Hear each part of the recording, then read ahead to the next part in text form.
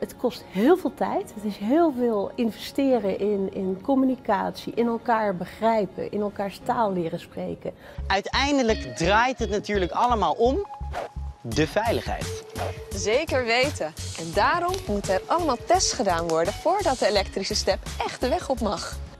Nou, dat kan met een systeem wat helemaal leunt op zon- en windenergie. Maar dat betekent ook dat die infrastructuur, de netten, opslag, flexibiliteit ook allemaal op tijd geregeld moeten worden.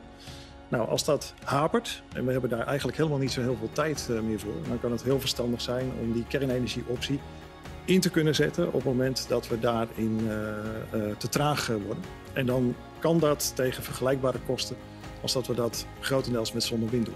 Wat wij hier doen is, wij maken ontwerpen voor schepen die nog gebouwd moeten worden. Dus die zijn er nog niet. Dus dan kan je twee dingen doen. Je kan het schip helemaal nabouwen. Dat werd vroeger vaak gedaan in hout. Maar ja, je kan je voorstellen dat kost heel veel tijd. En als je iets wil aanpassen, dan duurt dat ook heel lang en is heel ingewikkeld. En met virtual reality kan ik dat heel snel doen. En kan je gelijk kijken ook wat de aanpassingen voor effect hebben. Wij hebben berekend dat het op dit moment gaat om 7% van de huishoudens die te maken heeft met energiearmoede. En we hebben ook in een eerste ruwe berekening een poosje geleden laten zien dat als deze gasprijzen nog een poos aanhouden, dat we richting de 9% gaan. Ik denk dat je dan vooral moet gaan experimenteren met burgers handvatten geven die we dan, die we ook hebben ontwikkeld eigenlijk. Van dit mag wel, dit mag niet, dit is grijs gebied. En vooral met dat grijze gebied moeten we denk ik goed aan de slag. Ik constateer wel dat we voor grote uitdagingen staan in de samenleving. En dat wij ook tegelijkertijd in een concurrentieslag zitten met de rest van de wereld. En dan heb ik het natuurlijk over de VS, maar ook over China, India, ga zo maar door. Ja. Dus om die twee belangrijke redenen is het heel belangrijk dat Europa enorm een tandje bijzet. Omdat we een dicht bevolkt land hebben, niet altijd mogelijk is om op land overal maar zonneparken te installeren. Is het dus ook mogelijk om in Nederland als waterland de mogelijkheid te bestuderen om dat ook op beschikbare waterarealen te doen. Dat draagt weer bij aan onze doelstellingen voor de energietransitie. Door de windenergie op de Q13 om te zetten in waterstofgas en dit gas via al bestaande gasleidingen naar het land te vervoeren, wordt het transport van de energie veel goedkoper. Ja, dit is heel belangrijk, want we kunnen heel lang blijven studeren, sommetjes doen, studies doen. Op een gegeven moment moet je het in de praktijk gaan doen, omdat je daarbij ook heel veel dingen gaat leren.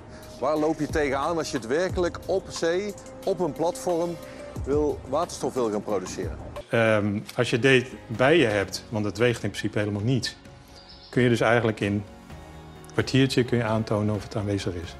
Beetje handig militair kan dat. Ja, denk ik wel. Ja. Tango zijn eigenlijk twee apparaten, oftewel twee satellieten, die vlak achter elkaar om de aarde vliegen.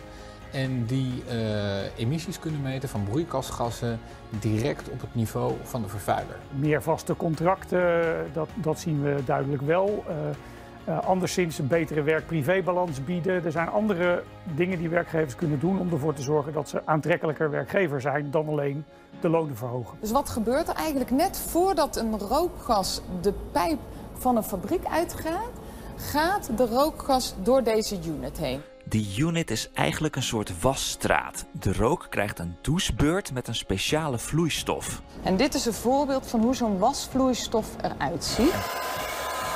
TNO heeft onderzoek gedaan naar de optimale afstand voor de warmteweerstand tussen de glaslaag en de folielaag. En 1,5 centimeter is eigenlijk een mooie afstand die een goede warmteweerstand opwekt. Daarmee ga je de warmteweerstand ongeveer 35% verhogen ten opzichte van het glas zonder die voorlaag. Hoe schadelijk die deeltjes zijn is nu nog niet helemaal duidelijk, maar bij TNO zeggen ze voorkomen is beter dan genezen. Een reductie van 70% in 2050 is haalbaar met een palet aan maatregelen. In feite komt het erop neer dat als je lichaam meer moet doen om zelf de temperatuur te regelen, dan gaat dat ten koste van de productiviteit. Net zoals je minder hard werkt als je te warm hebt, geldt dat ook voor als je te koud hebt. Nou, in de warmte kun je rekening houden met makkelijk 10-15% afname van de productiviteit. En in de kou denk ik dat het ongeveer hetzelfde getal zal zijn. Nou, wat we nu zien en wat wij denken, is dat we beter moeten gaan kijken naar wat zijn nou de meest schadelijke fijnstofdeeltjes in dat totale fijnstofmengsel wat overal in de lucht hangt. Als je kijkt naar bezorgdiensten, die flitsbezorgers, dan zie je eigenlijk zelf al aan de ontvangende kant, die kan eigenlijk niet. Het kan eigenlijk niet dat iemand een tas boodschappen van €25 inpakt en dat je daar maar een heel klein bedrag voor hoeft te betalen voor dat inpakken en het aan huis bezorgen binnen 10 minuten. Je ziet dat verlieslatend moet zijn, dat niet uit kan. Ja, je merkt het wel. Het is toch wat drukker, wat meer mensen toch uit het oosten van Europa. Wat natuurlijk op zich super logisch is. Hè? De veiligheid houdt niet op bij de landsgrens. En op dit moment met de actualiteit zie je dat, zeker voor de landen dicht bij de oostgrens, dat natuurlijk super belangrijk is om een hele effectieve krijgsmacht te hebben. Als wij meer gas moeten gaan inkopen van andere leveranciers, dan gaan wij dat waarschijnlijk vooral merken aan de gasprijs. Want die prijzen van het gas wat we elders moeten halen zal altijd hoger zijn dan de prijs die we nu betalen voor het gas uit Rusland.